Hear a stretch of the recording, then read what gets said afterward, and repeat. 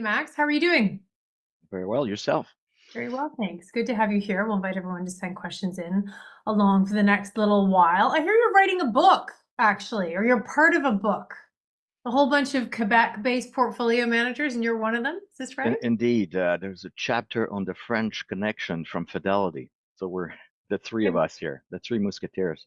So how do people buy this book if they want to read you in print? I think they can go to a bookstore. I'm sure they can order online on different websites. Otherwise, I'm sure Fidelity can, I'm sure, provide that specific chapter. Okay. So I was lucky to get a free copy. So I've not. Have you got one there to hold up? We want to see. It's at home, unfortunately. But Okay.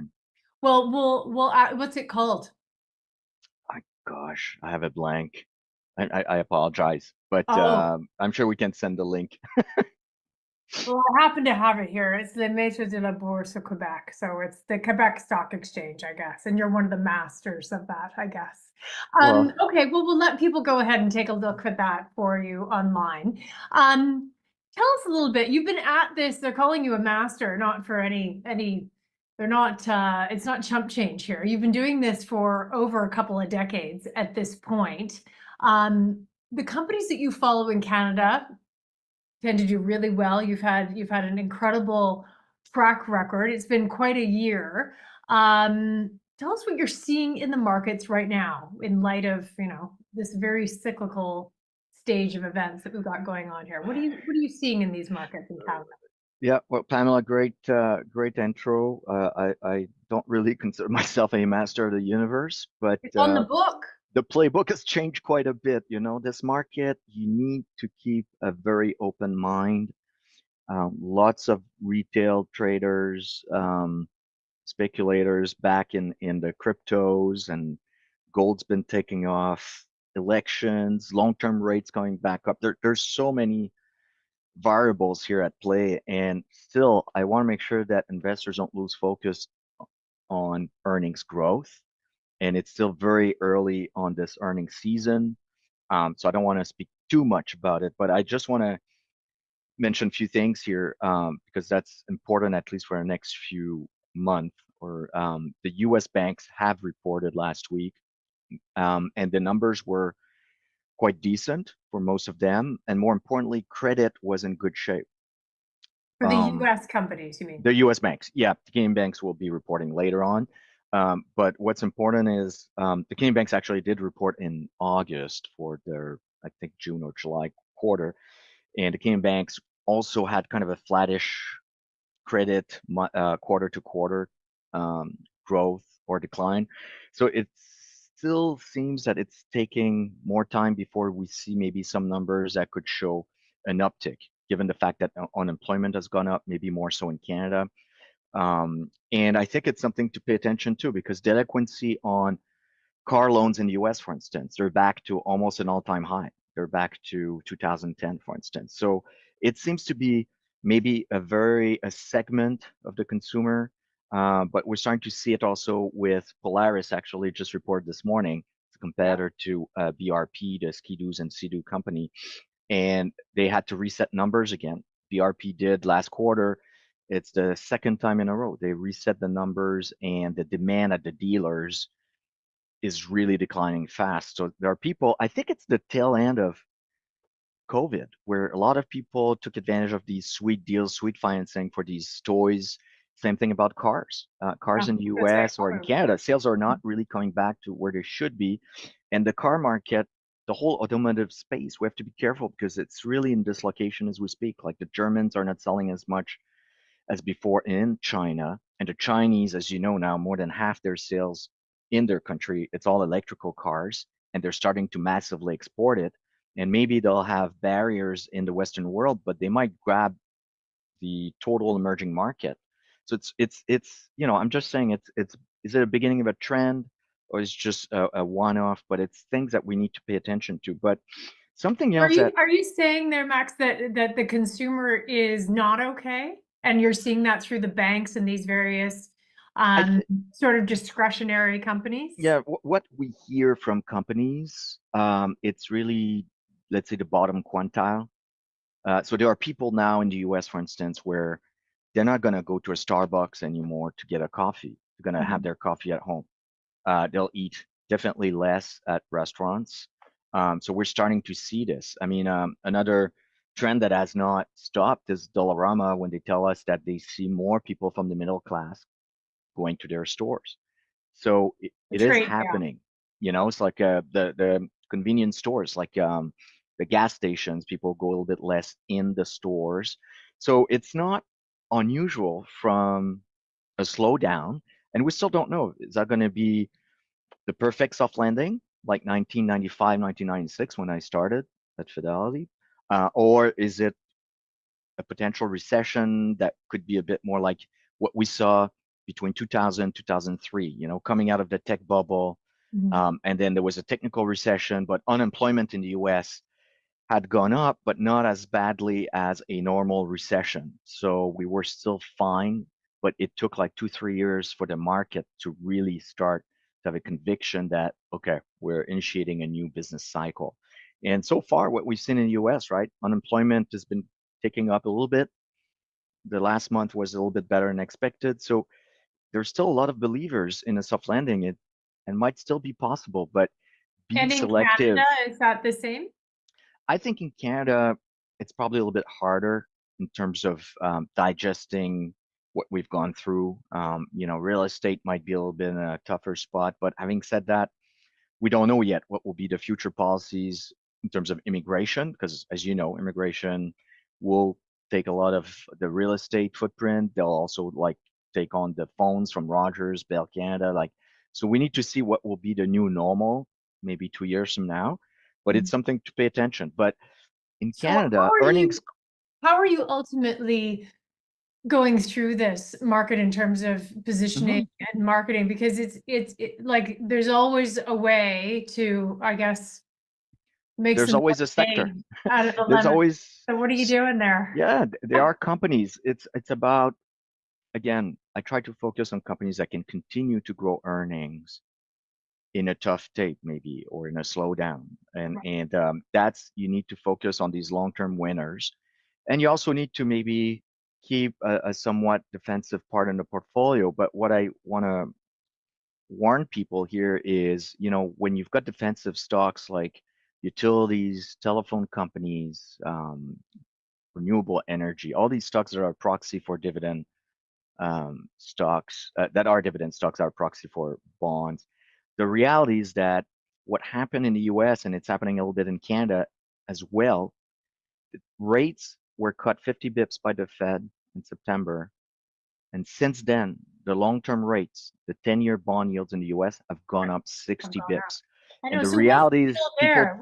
What is that? Is that's a new call on inflation? I it mean, says that the market strongly believes in a soft landing. So by cutting short-term rates, you're making the market feeling like things will be fine, and therefore the growth over the next 18 months, 2 years should be fine for the economy to resume. And that's why the long-term rates have gone up. There's also, I'm not an expert on interest rates. I'm not a bond guy. If people have a chance to listen to this famous investor, Stanley Druckenmiller, he was on CNBC, I believe, a week ago. He talked also about his concern over the next 2, 3 years. No matter who wins the election in the US in November, the reality is that both parties overspend, and the fiscal picture 2 years down the road is not improving. It might continue to get worse. I don't have the numbers, but that's a concern. And therefore, at some point, maybe interest rates will remain on the high side as a result of more risk owning some of these government paper. So we'll see. Again, not an expert on this, but it's just to remain a little bit. It's not that I'm concerned, but it's just you have to be tactical. And some of these utilities have done quite well year to date. It's been a nice protection, and they've been growing. But at the same time, be careful, because if the 10 years were to go back, let's say, to 5%, some of these bonds proxy might not be performing as expected. At the same time, on the other end of the portfolio, and I call it a little bit of barbell strategy, and I've sounds like used a this when the barbell. Yeah, Mm. when the market is in a transition, and that's what we're seeing. There are companies that are doing well, and Mm. other companies that, I mentioned Polaris, BRP, Transforce, the trucking company this morning missed the numbers. FedEx missed their numbers in the US a couple of weeks ago. So transportation, it's a bit of a hush posh, but it's a little bit tougher right now. And there's still capacity that needs to be taken out. But at the same time, there are other companies that keep doing fine. And, I mentioned Dollarama earlier. I'm not saying it's a buy or sell, but just and the valuation is fairly high right now. But, recently they've announced their expansion in Mexico. So they've structured a deal with the current owner of their division in Latin. And now they're going to, over the next 2, 3 years, enter Mexico, and we'll see what will be the expansion like. But they're not, a slowdown, uh, soft landing or recession here, I don't think would stop their expansion because it continue to generate free cash flow. You look at CP Rail, for instance, they've succeeded to get the green light for the acquisition of KSU, and now they're entering Mexico. And no matter what happens in the economy, the reality, given the geopolitics, you'll continue to have probably more manufacturing leaving China going into Mexico. Again, I'm not saying it's a buy today or sell, but it's just talking about the attributes of some of the companies that we have in Canada that are becoming global leader. Look at Couche-Tard that did this bold announcement, want a takeover on 7-Eleven, the It's you know very the bold. There's lots of, the most well-known name in the world, right? yeah. And that space. And we'll see. I have no idea if that's going to go through or not. But the reality is that, think of Couche-Tard when I started in 1996. Yeah. I forgot what was the market cap, maybe $200 million. I mean, now we're talking about several, uh, probably 60 billion market cap. I forgot. But if that were to work out, that would be quite impressive. This would probably go down in the Harvard textbook, like Walmart, Amazon in their own categories, and you might have Couche-Tard in the convenience store business. Hard to tell, but it's just to say that I also like to keep an eye on the small cap and mid-sized companies because you never know. And what about the Most of private? these What about leaders, they the, start small. yeah, what about the privates? I mean, even smaller. Yeah, we with some of my colleagues, we keep an eye on some private companies. Sometimes we do invest in some of them. I cannot say that over the past 10 years it's been a great journey for us. Like so far, one of them that was well known was Element AI that was taken out by ServiceNow, which is we made no profit, but we it was a break even for us. But there are other names that we look for, and we look forward to their IPO at some point, and I think it's still very promising. I think the ecosystem in Canada Yeah. compared to 2000 when we came out of the tech bubble, day and night. Like we have a proper ecosystem with VC being involved, and a lot of smaller size companies or startups have the means to grow. And the question is, when you have a mid-sized companies, to make them becoming the next, let's say Shopify, or let's say Shopify is probably the only one magnificent that we have in Canada versus the Mag 7 in the US. But we have that in place. So I think that's why Canada, Pamela, no matter what people think of Canada, it's true that we have a fair bunch of resource companies, energy, metals. Then you've got the financials, which is another like 30%. We've got gold, which is now probably 12%, something like that. But we have a, a very well diversified sector in industrials. We have quite a few interesting names in technology, no matter what happens, because we also have like plain vanilla software companies. Companies are a bit more traditional, so they don't necessarily trade at 10 or 20 times sales. We've got good consumer companies, like as I mentioned earlier, companies that have been quite successful and on a global basis. And 30 years ago, when I started, we didn't have that many global players. It was a tech bubble. We had Nortel, JDS Uniphase, and then a lot of these companies I mentioned were very small. ATS Automation, I remember, was a bit of an interesting name in the industrial space, but it was really tied to automakers and Gillette, the razors back then. That's Now it's right. a The completely razors. transformed company, and it is a global player. So, and of course, there will be cycles, but I just want investors to remember that if the world gets going again, when we think about the next cycle, Yeah, Canada is a play on the global market. Like it's for sure. If the governments are more indebted, um, at some point you have to be selective in what you want to own. But so many Canadian companies, public companies, don't necessarily depend on the domestic market. Canadian market, and that's what That's people key, tend isn't to it? forget. Yeah, we have to be an export looking, outward looking country for that. Tell us a little bit about what we're in right now. So, I mean, one of the things ushering in whatever the next stage is the rate cutting cycle. And in Canada, we know there's a big one due tomorrow. We Mhm. know there is one due tomorrow. We don't know how big it will be, but maybe just put it in context for investors of what it means to have this Mhm. cut coming, what Yep, it means to those that want to borrow, for companies that need to start investing themselves, maybe work off their own debt yep. situations. What does it mean for corporate Canada? Uh, as you pointed out, we don't know about that potential cut tomorrow. I've not received any phone calls from You Ottawa. haven't?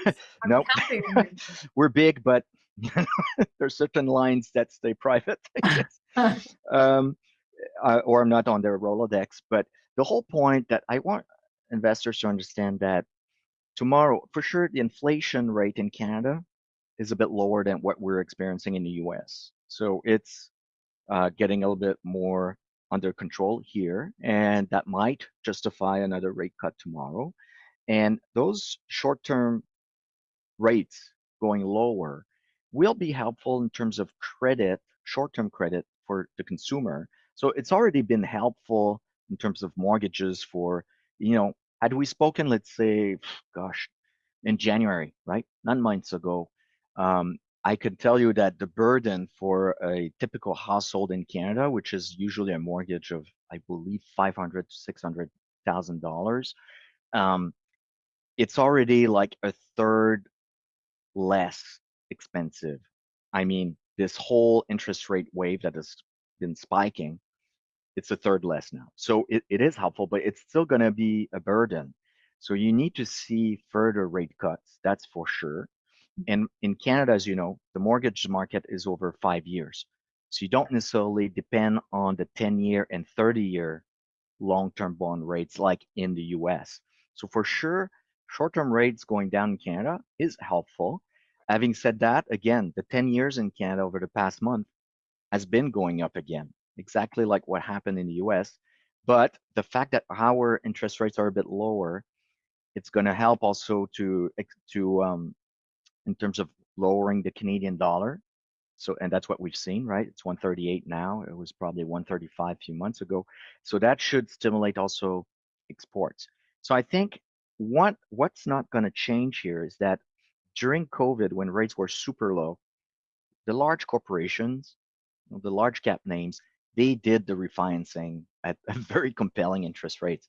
So no matter what's happening over the next 2 years for the long-term interest rates, even if they go lower, it's not going to change much. So that's why I think we have to watch what's happening in the private economy, smaller size companies, small cap names that, let's say, we're not fortunate enough to think about long-term financing or don't have access to long-term debt. They have to borrow Yeah. from banks. So they'll be definitely a part of the economy that will find support in these lower short-term rates. So So no doubt it is positive. it's positive. And this question coming in now just kind of adds on to what you've just said. So do you see decreasing rates being positive for Canada, but potentially leading to a market broadening, which may encompass some of those smaller companies that you keep an eye on? For What do you think? for sure.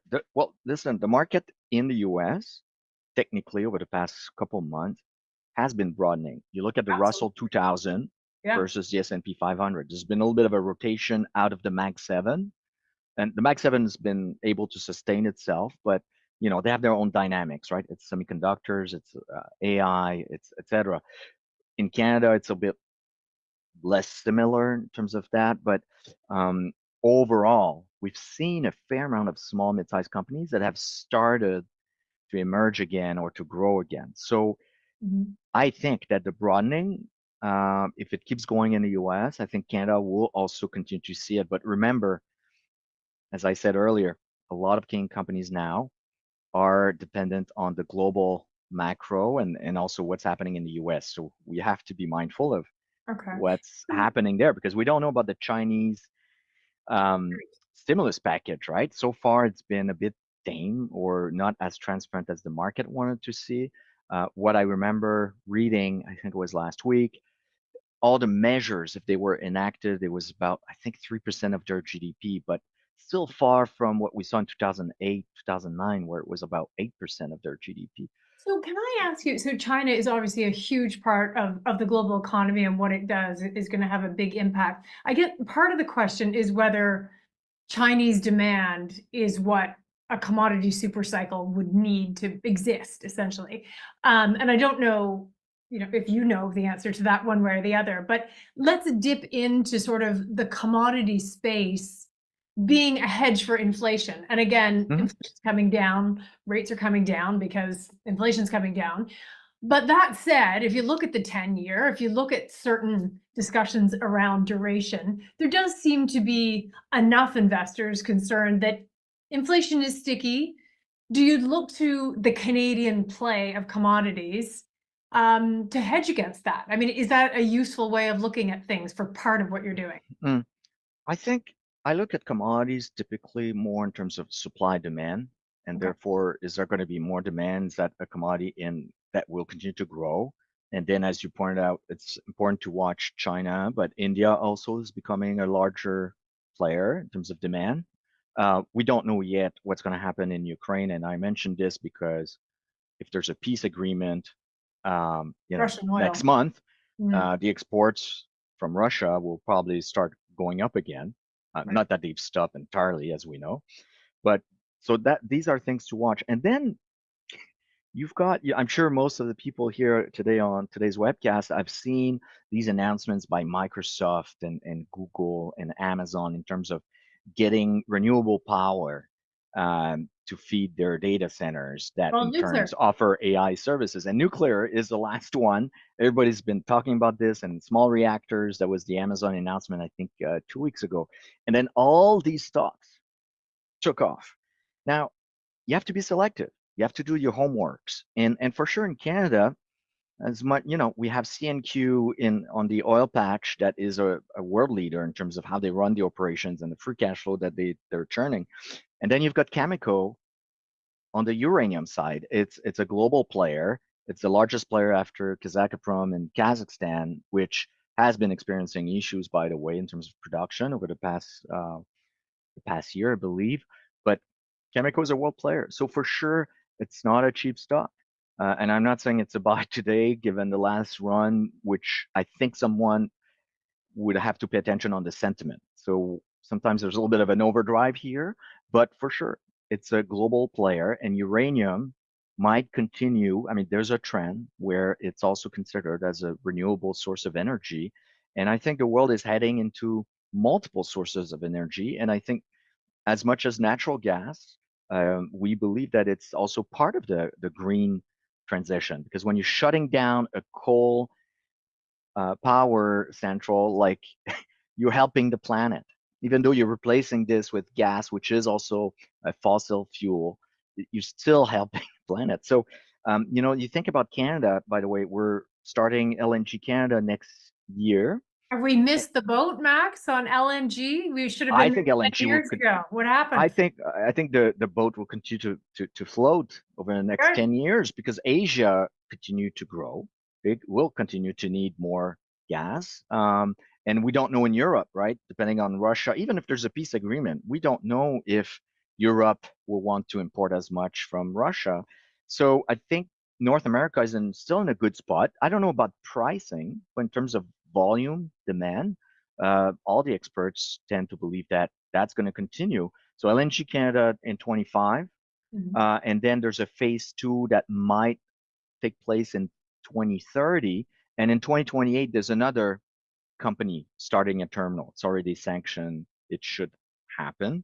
So if all these projects happen and go in full production, full exports, by 2030, it's another $20 billion of exports to the Canadian economy. And then, like TMX, the latest oil pipeline that is just started earlier this year. If it was running flat out, again, it's another 20 billion. So we're just saying that over the next 5, 6 years in Canada alone on the energy front, we're talking about potentially $40 billion. So So, to what extent is your positioning, like what is your energy positioning? well, I have a decent, again, here we have to pay attention because pricing, short term, weather, natural gas is highly dependent on weather, especially in North America, because we're not exporting yet in terms of liquid gas, even though we've got Tourmaline and ARC in Canada that now have started to export to the US and then they send it in liquid gas. So I think I'm still underweight energy as a whole. I still have some exposure in the pipelines, and they've been benefiting also from this rising demand. However, remember, pipelines at some point, if interest rates were to go up again in a meaningful way, you have to be careful because they're a bit of a bond proxy. But there's also a correlation with price of the commodity. And I think short term, you have to be mindful also. Long term, I think I'm quite constructive, but in the short term, OPEC has a surplus of 5 million barrel a day. So we have to be very careful about this. And if China does not come back to a normalized level of imports, and remember, now 1 car out of 2 in China is electrical. Amazing. So it's possible that oil might be at risk, especially if there's a peace agreement in the Middle East at some point.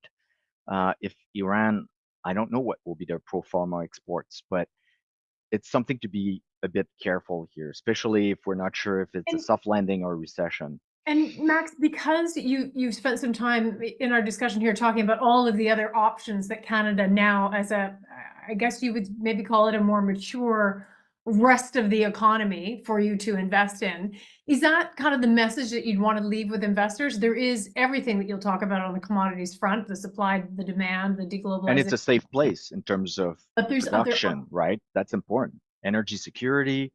As I said, I can't predict the geopolitics, right? But so far, if let's say Trump is elected, I mean, it might be a more aggressive continuity of what we've seen, or maybe it's just a plateau. Again, I cannot make that call, but Canada has that call option of being a very secure supplier. Great. And is that sort of the message to leave people with for the fund itself and for you? Well, it's a well-diversified fund. And as you know, my whole career has been more focused on finding great companies that are not necessarily dependent on commodities. So you find them in technology, industrials, consumers, telecom, and that's what we do all day long with the whole team here in Toronto and Montreal. Like we work all day long trying to turn as many rocks as possible. And as you know, I can buy some foreign stocks. It's up to 10% of the fund, and there are great opportunities throughout the world, and we can be selective. And that forces me to be aware about the world dynamic, which has a huge impact now on so many Canadian corporations. Yeah. Max, merci. Great to see you. Thank you so much. Always a pleasure. Take care.